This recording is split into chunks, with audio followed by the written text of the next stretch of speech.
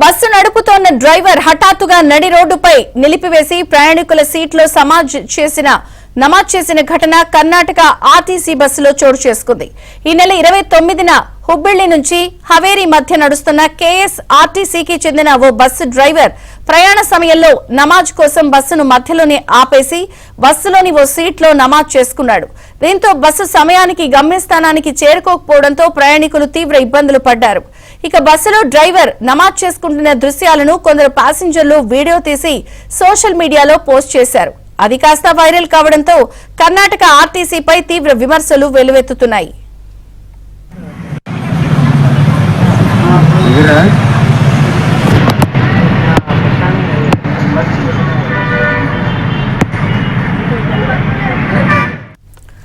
బస్సులో నమాజ్ చేయడంపై కర్ణాటక రవాణా శాఖ మంత్రి రామలింగారెడ్డి విచారణకు ఆదేశించారు. నిబంధనలు ఉల్లంఘించినట్లు తేలితే క్రమశిక్షణా చర్యలు తీసుకోవాలని పేర్కొన్నారు. మంత్రి ఆదేశాలతో విచారణ జరిపిన అధికారులు సదరు డ్రైవర్ పై చర్యలకు ఉపక్రమించారు. ఆయనపై సస్పెన్షన్ వేటు వేశారు. ఈ వ్యవహారం కర్ణాటకలో ప్రస్తుతం హాట్ టాపిక్ గా మారింది.